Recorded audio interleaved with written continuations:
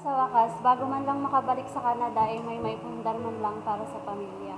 Naku, congrats po sa inyong misis. Tiyak ay magugustuhan nilang regalo niyong ito. Sana nga po. Siya nga po pala sir, sa makalawa na ho ako babalik sa Canada. At mag-usap na lang po tayo through chat tungkol po sa payment. Opo, wala pong problema. Sige o, mag-ingat po kayo.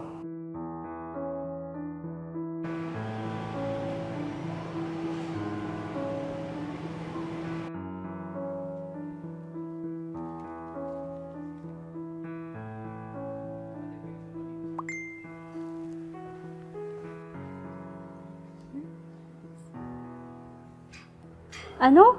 Revision? 85 square meter? Hindi naman ganito yung napag-usapan namin nung nakaraang taon na.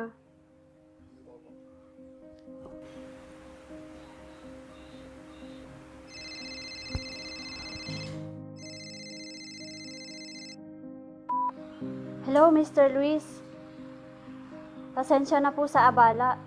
Gusto ko lang po sanang malaman kung tama po ba yung nabasa ko, na hindi na po masusunod yung napag-usapan na 108 square meters house and lot. Opo, misis.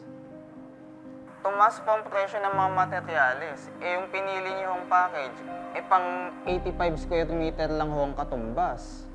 Para saan pa po yung napagkasunduan natin? Isang taon at kalahati ko na pong hinuhulugan yan. Tapos ngayon, mababago? Ano ba yung bakit parang na-headlight ka? Kasi po ate, nabago po kasi yung napag-usapan sa kinuha namin pre-selling house and lot. Mas lumiit po kasi yung lugar. Sumusunod naman po ako sa napag-usapang presyo ng pagbabayad. May alam po ba kayong pwedeng gawin o legal action para ayusin po namin ito?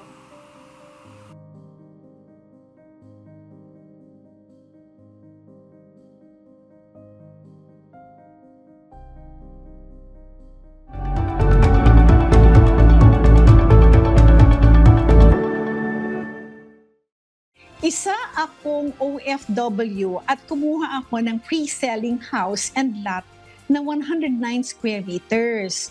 Ang nangyari ngayon, as per the developer, ay na-revise daw. At sa halip na 109 square meters ay naging 85 square meters na lang. May karapatan ba ako na magreklamo? 1 year and a half na po akong nagbabayad ng down payment. Yes, Attorney Dot, may laban po dyan si Kikay. Pwedeng-pwede ho niyang i-demand kung ano ho talaga yung napag-usapan nila based dun sa kontrata.